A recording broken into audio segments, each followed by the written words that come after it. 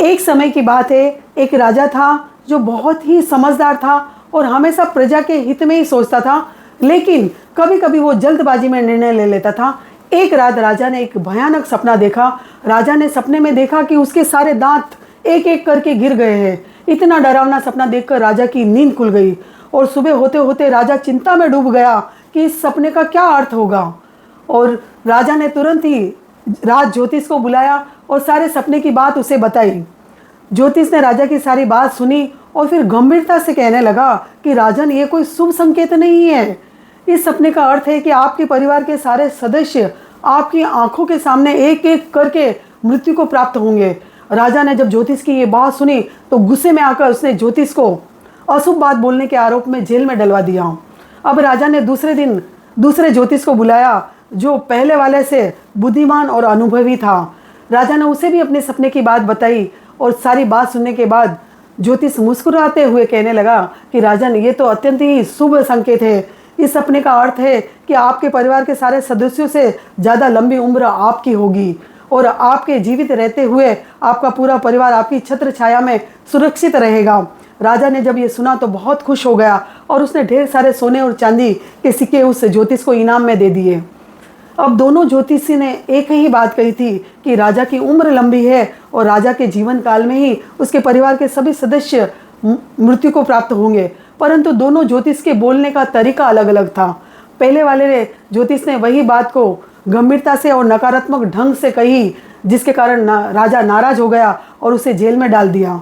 और दूसरे ज्योतिष ने वही बात मुस्कुराते हुए सकारात्मक ढंग से कही, जिसे सुनकर राजा खुश हो गया और उसे ढेर सारा इनाम दिया। अब ऐसी ही दूसरी एक कहानी कि एक अंधा व्यक्ति सड़क के किनारे बैठकर भीख मांग रहा था। उसके सामने एक कटोरा था और उसके बगल में एक तख्ती थी जिस पे लिखा था कि मैं अंधा हूँ, कृपया आप मेरी मदद कीजिए। सुबह से दोपहर हो गई और उसके कटोरे में एक आध सिक्के गिरे होंगे। उसी समय एक जवान व्यक्ति उस अंधे भिखारी को बहुत देर से देख रहा था और वो व्यक्ति उस भिखारी के पास आया और कहने लगा कि क्या मैं आपके बोर्ड पर कुछ लिख सकता हूँ। तब उस अंधे व्यक्ति ने कहा कि हाँ, आप लिख सकते हो।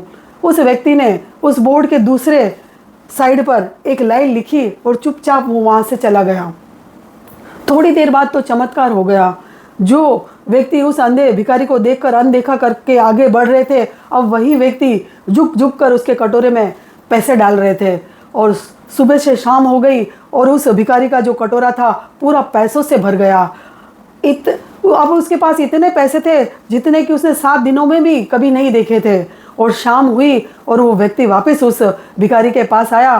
तब उस अंधे व्यक्ति ने उत्सुकता से पूछा कि आपने ऐसा बोर्ड पे क्या लिखा था। तब वो व्यक्ति मुस्कुराने लगा और कहने लगा कि मैंने ये लिखा था कि आज का दिन कितना खूबसूरत है, जिसे आप अपनी आंखों से देख सकते हो पर मैं नहीं। इस एक लाइन ने लोगों के दिलों को छू लिया था। तो दोस्तों, यही तो अंतर होता है सही शब्द और सही तरीकों में। शब्दों में इतनी ताकत होती है जो व्यक्ति की सोच को बदल सकती है। सही बात को अगर सही ढंग से कहा जाए तो लोग उसे खुशी खुशी स्वीकार करेंगे। इतना भी मत बोलिए कि लोग आपके चुप होने का इंतजार करें, बल्कि ऐसा बोलिए कि लोग आपको बार बार सुनना चाहे। असल ज़िंदगी में सही तरीके से अगर हम बात करते हैं और सही शब्दों का इस्तेमाल करते हैं तो वही हमारे जीवन की सबसे बड़ी शक्ति है। इसलिए दोस्तों, सही शब्दों का चयन कीजिए और उसे सकारात्मक ढंग से बोलने की कला को सीखिए। अगर ये कहानी आपको पसंद आई हो तो इसे लाइक और शेयर ज़रूर कीजिए।